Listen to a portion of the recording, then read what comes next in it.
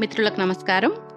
నిర్జన వారధి, నూరేళ్ల యోధురాలు కొండపల్లి కోటేశ్వరమ్మ గారి ఆత్మకథ తరువాయి భాగం ఇప్పుడు. సీతారామయ్యకున్న పొలానికి నీరందించే కడెం ప్రాజెక్టు దెబ్బతినడంతో పంట బాగా పండలేదట. పండినది కూడా సక్రమంగా అందలేదట. దీంతో ఇంటిని నడపడం కష్టమై సీతారామయ్య కాజీపేటలోని ఫాతిమా స్కూల్లో టీచర్గా పనిచేస్తున్నట్టు తెలిసింది. కృష్ణా, గుంటూరు జిల్లాల నుండి చదువు కోసం వరంగల్లుకు కొంతమంది యువకులు వెళ్లారు. వారిలో కొందరు సీతారామయ్యపై అభిమానంతో ఆయన ఇంటికెళ్తూ ఆయన అనుభవాలు, ఉద్యమాలు, రాజకీయాల గూర్చి చర్చిస్తూ ఉండేవారట. ఇంటి పరిస్థితిని దగ్గరగా చూసిన వాళ్లు ఈ ఇంట్లో ఉంటూ కరుణ మెడిసిన్ పూర్తి చేయగలదా అనుకునేవారట. కరుణ క్లాస్మేట్ కావూరి రమేష్ బాబు ఆ యువకుల్లో ఒకడు. ఉన్నట్టుండి ఒకరోజు సీతారామయ్యతో, మీ కరుణను పెళ్లి చేసుకోవాలనుకుంటున్నాను, మీకిష్టమైతేను అన్నాడట. మా కరుణనే అడగడం మంచిదేమో అన్నాడట సీతారామయ్య. మా నాన్ననే కాదు, మా అమ్మను కూడా అడిగి ఓ నిర్ణయానికి రావడం మంచిది అని కరుణ రమేష్తో అన్నదట. ఈ విషయం ఓ కామ్రేడ్ సంతోషంగా వచ్చి నాకు చెప్పాడు. సంతోషంతో పాటు ఏదో భయం, బాధ కూడా నా మదిలో రేగాయి. గౌన్లేసుకుని గంతులేస్తూ బడికెళ్లిన కరుణ గుర్తొచ్చింది. ఓణీలేసుకుని వరంగల్కి వెళ్లిన పిల్ల గుర్తొచ్చింది. చీర కట్టుకోవడం కూడా సమంగా చేతగాని కరుణకు పెళ్ళా? పెళ్ళై పిల్లలు పుడితే చదువు సాగుతుందా?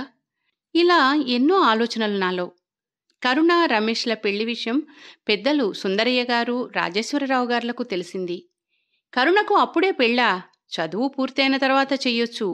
ఇతనాగితే సరే, కాకుంటే మరొకరు. మన వాళ్ల కొడుకులు మెడిసిన్ చదివేవాళ్లు ఎక్కువగానే కనిపిస్తున్నారు. కరుణను చేసుకుంటాననేవాళ్లు దొరకకపోరు అనన్నారట సుందరయ్య గారు. అయితే కరుణ పెళ్లి రమేష్తో జరగడం మంచిది అన్నారట రాజేశ్వరరావు గారు. రమేష్ రావి దుర్గారావు మేనల్లుడు. పార్టీ కోసం ప్రాణాలర్పించే అభిమాని దగ్గర పెరిగాడు. కరుణకు పెళ్ళయి పిల్లలు పుడితే చదువెట్లా అనే ఆలోచన వద్దు. వాళ్లు డబ్బు గలవాళ్లు.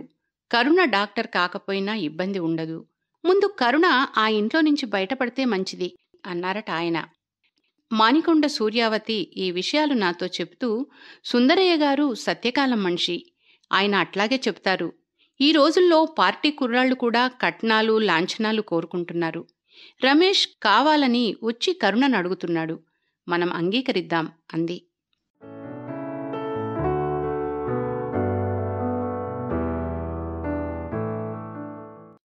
సెలవుల్లో కరుణ, రమేష్ పెళ్లి మాట నాతో చెప్పడానికి విజయవాడ వచ్చారు. మా అమ్మ నన్ను బయటకు పిలిచి కరుణ, రమేష్ల పెళ్లికి అంగీకరించమంది. కన్నీరు పెట్టొద్దని సలహా ఇచ్చింది. నా పెళ్లి నిర్ణయించిన రోజులు, వెంట్రప్రగడలో పెళ్లి జరిగిన విధానము తలుపుకొచ్చాయి. కరుణ పెళ్లి తండ్రి సమక్షంలో విద్యార్థుల మధ్య జరగవచ్చనుకున్నాను. ఎక్కడ జరిగినా, ఎలా జరిగినా కరుణ సుఖశాంతులతో మనగలిగితే చాలు అనుకున్నాం అమ్మా నేను. పెళ్లి తేదీ నిర్ణయమయ్యాక కరుణ నాకు రాసింది. కాని సీతారామయ్య నన్ను రమ్మని చెప్పలేదు, శుభలేఖ కూడా పంపలేదు. బహుశా పెళ్లికి ఆమె హాజరవుతుందని నాకు చెప్పలేదేమోననుకున్నాను. లీలక్క, సావిత్రక్క నన్ను బాధపడవద్దని, తల్లి దీవెనలే గొప్ప దీవెనలంటూ కరుణకొక మంచి పట్టుచీర కొని పట్టుకెళదామని అన్నారు. కాని నాకు ఎటువంటి ఆహ్వానం లేదు గనక తర్వాత వాళ్లే వద్దన్నారు. విసుగు, కోపంలో ఆమెనందరూ తిట్టినా నేనెన్నడూ తిట్టలేదు. చివరికి కరుణకొక కాశ్మీర్ పట్టుచీర, రమేష్కొక శాలువా, సెంటు సీసా ప్యాక్ చేసి అందులో నా ఆశీస్సులు రాసిపెట్టి ఒక మిత్రుడి ద్వారా పంపించాను. అలా విద్యార్థుల సమక్షంలో 1962 డిసెంబర్లో అభ్యుదయ కవి కాళోజీ నారాయణరావు గారి అధ్యక్షతన వరంగల్లో కరుణ పెళ్లి జరిగినట్లుగా, కరుణ, రమేష్లు వేరే ఇల్లు తీసుకుని కాపురం పెట్టినట్లుగా తెలిసింది. అది విని మేం ఊపిరి పీల్చుకున్నాం.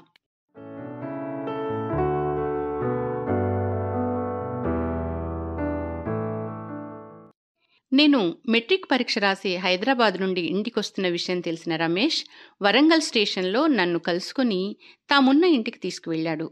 నాకంటే ముందే చందు ఆ ఇంటికొచ్చినట్లున్నాడు. రిక్షా దిగి ఇంట్లో కాలిడుతూ నా 2 కళ్లతో 2 బిడ్డల్ని చూసుకుని సంతోషం ఆపుకోలేక ఆనందాశ్రువులు రాల్చాను. నేను పిల్లలకు దూరంగా ఉండి వారికి న్యాయమే చేశాననిపించింది. ఆ తర్వాత కరుణ, రమేష్లు దుర్గారావు గారి ఆహ్వానంపై చెల్లపల్లి వెళ్ళి తిరిగి వస్తూ విజయవాడలో నా దగ్గరకొచ్చి 4 రోజులున్నారు. అమ్మ ఆనందంగా అడిగి అడిగి వారికిష్టమైన వంటకాలు చేసి పెట్టింది. అమ్మమ్మ ఒంటరిగా ఈ ఇంట్లో ఉండే కన్నా మాతో పాటు వరంగల్లో ఉంటే మంచిది కదా. నేను చదువుకోవడానికి వీలుగాను, నాకు తోడుగాను ఉంటుంది. అమ్మమ్మ ఒంటరితనం పోతుంది అంది కరుణ. అమ్మ కూడా కరుణకు అండగా వరంగల్ వెళ్ళడానికి అంగీకరించింది. అమ్మ వరంగల్ వెళితే నేను హైదరాబాద్లో టీచర్ ట్రైనింగుకు వెళ్ళడమా, ఏదైనా ఉద్యోగం దొరికితే అది చేయడమా అన్న ప్రశ్న నా ముందుకొచ్చింది. ఉద్యోగం చేస్తేనే పిల్లలకు ఉపయోగపడొచ్చు అనిపించింది.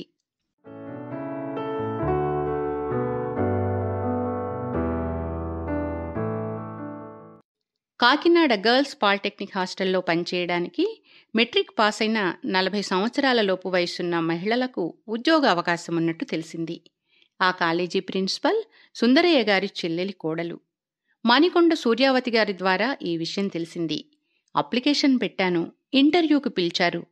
నేను ఆంధ్ర మహాసభ హాస్టల్లో ఉన్నప్పుడు హాస్టల్ వార్డెన్ పని మీద ఎక్కడికైనా వెళితే నేనే చూసుకునేదాన్ని. ఆ అనుభవంతో ఇంటర్వ్యూలో అడిగిన ప్రశ్నలకు సరైన సమాధానం ఇవ్వగలిగాను. అందుచేతనో సుందరయ్య గారి అభిమాన పుత్రికనని తెలుసో ఉద్యోగమిచ్చారు. విజయవాడలోని ఇల్లు అద్దెకిచ్చాను. అద్దె డబ్బులు అమ్మకు పంపమని అద్దెవాళ్లతో చెప్పి ఇంట్లో ఉన్న సామాను కరుణకు పంపేశాను. ఉద్యోగం చేయడానికి నేను కాకినాడ వెళ్లి హాస్టల్ పనిలో ప్రవేశించాను. హాస్టల్ జీవితం నాకు కొత్త కాకపోయినా అధికారాలు, అణచివేతల గురించి వింటున్న నేను అందరితో మంచి అనిపించుకోగలనా అనుకుంటూ అణుకువగా హాస్టల్లోని పనులు నిర్వహిస్తుండేదాన్ని. నేను డిగ్రీ చదవకపోయినా ప్రిన్సిపాలు, వార్డెను నన్ను గౌరవంగానే చూసేవారు. హాస్టల్లో ఉన్న అమ్మాయిల్లో సగం మంది సిపిఐ, సిపిఎం సానుభూతిపరుల అమ్మాయిలే కనిపించేవారు. దాంతో అందరు పిల్లలు నాకు బంధువుల పిల్లల్లాగే కనిపించేవారు. వారి తల్లిదండ్రులు పిల్లలను చూడడానికి వచ్చినప్పుడు నాతో సంతోషంగా మాట్లాడేవారు. ఆర్థిక ఇబ్బందులతో డిగ్రీ కాలేజీలకు పంపలేకపోయామని, స్కాలర్షిప్ వస్తుందన్న కారణంగా ఇక్కడ చేర్చామని చెప్పేవారు. మీరు హాస్టల్లో పనిచేస్తున్నారని తెలిసి మరింత సంతోషంగా పంపాలనుకుంటున్నామనేవారు.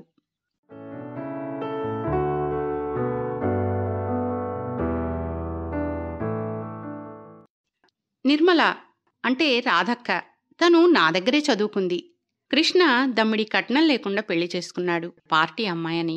సీతారామయ్యే చేశాడా పెళ్లి. అక్కడ చదువుకుంటూనే నక్సలైట్ రాజకీయాల వైపు వెళ్ళింది. తర్వాత చంద్రపుల్లారెడ్డిని పెళ్లి చేసుకుంది. వారి మీటింగులకు కూడా నన్ను పిలిచేవాళ్లు.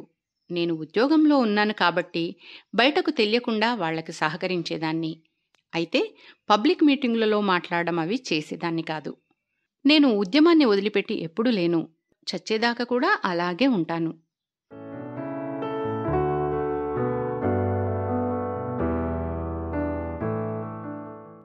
ప్రిన్సిపల్ కమలమ్మ గారు మంచిదని, ఎక్కువ మందికి స్కాలర్షిప్ రావడానికి ప్రయత్నం చేస్తుందని, హాస్టల్ మెస్ ఛార్జీ చాలా తక్కువగా ఉంటుందని తెలిసి పిల్లల్ని కాకినాడ పాలిటెక్నిక్ కాలేజీకే తల్లిదండ్రులు పంపేవారు. కాలేజీకి మంచి పేరు వచ్చింది. కృష్ణా, గుంటూరు జిల్లాల నుండే కాకుండా అన్ని జిల్లాల నుండి ఆడపిల్లలు రావడం వలన హాస్టల్లో చోటు చాలక మరొక చోట మరో హాస్టల్ కూడా పెట్టవలసిన అవసరం ఏర్పడింది. హాస్టల్ మేట్రనంటే అందరికీ కోపంగా ఉంటుంది. ఎందుకంటే అందర్నీ అదుపులో పెట్టే ఉద్యోగం కదా. కానీ నేనలా ఎప్పుడూ ఉండేదాన్ని కాదు. ఆ పిల్లల్ని నా పిల్లలుగా చూసుకుంటూ ఉండేదాన్ని. నాతో వాళ్లకసలు తగువులు వచ్చేవి కావు. నేనంటే అంత ఇష్టంగా ఉండేవారు. నేను వయసులో చిన్నదాన్నని అందరూ అక్క అని పిలిచేవారు. కరుణక్క, చందు అన్న వస్తారు కాబట్టి మా అక్క కొన్ని రోజులే మా దగ్గర ఉంటుందని అంటుండేవాళ్లు. నేను హైదరాబాద్లోని చంద్ర రాజేశ్వరరావు గారి ఓల్డేజ్ హోంలో ఉన్నప్పుడు వాళ్లలో కొందరు నా దగ్గరకు వచ్చి, చివరి రోజుల్లో వృద్ధాశ్రమానికి రావాల్సి వచ్చిందా, మా దగ్గరకు వచ్చేసేయమని కన్నీళ్లు పెట్టుకున్నారు. ఏంటో నేనీ లోకానికి మంచిదాన్నే, కానీ కట్టుకున్న భర్తకే మంచిదాన్ని కాలేకపోయాను.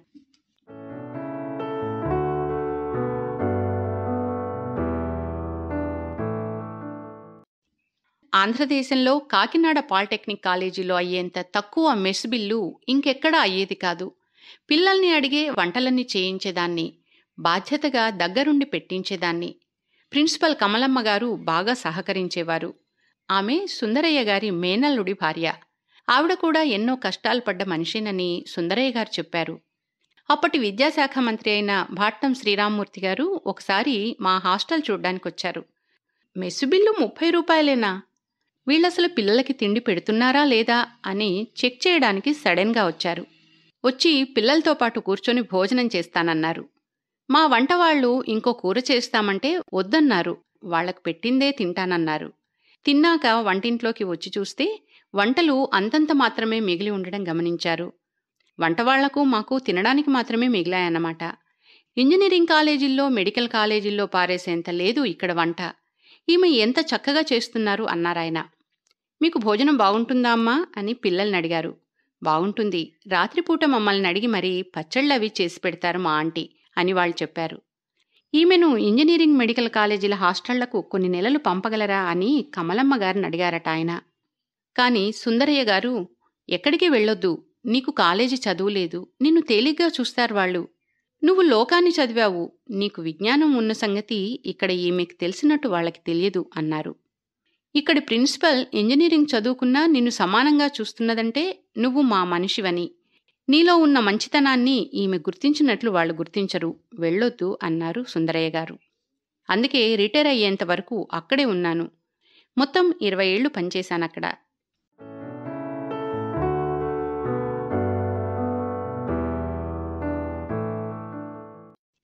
నా దృష్టిలో పార్టీ అంటే ఒకటే, కమ్యూనిస్టు పార్టీ. సిపిఐ, సిపిఎంగా చీలిపోయినా నేను కాకినాడ నుండి 2 పార్టీలకి చెరొక 10 రూపాయలు సభ్యత్వ రుసుం పంపేదాన్ని. తరువాత సుందరయ్య గారే పంపొద్దన్నారు. నువ్వు పార్టీ మనిషిగా నలుగురికి ఉపయోగపడితే అదే చాలు అన్నారు. నన్ను కలవడానికి 2 పార్టీల వారు వచ్చేవారు. కానీ ఒక పార్టీ వారి ఇంటికి వెళ్తే రెండో వారికి కోపం వచ్చిన సందర్భాలు ఎన్నో చూశాను. ఆ ధోరణి నాకు నచ్చేది కాదు. ఇంకా చీలి ఇన్ని పార్టీలైపోతే మన ఆశయం ఎన్నటికి నెరవేరును అనిపించేది. ఒకసారి లీలక్క దగ్గరికెళ్ళి, సావిత్రక్కకి ఒంట్లో బాగాలేదు, నీకు చూడాలని లేదా అని అడిగాను. అప్పుడు వెంటనే తను నాతో బయలుదేరి సావిత్రక్కని చూడ్డానికొచ్చింది. కాని మగవాళ్లకు మానవ సంబంధాల కన్నా వాళ్ల రాజకీయాలే ప్రధానం గనుక ఆడవాళ్లను కలవనిచ్చేవారు కాదు. 100 ఏళ్ల యోధురాలు కొండపల్లి కోటేశ్వరమ్మ గారి ఆత్మకథ నిర్జన వారధి తరువాయి భాగంతో మళ్లీ కలుసుకుందాం. నమస్తే.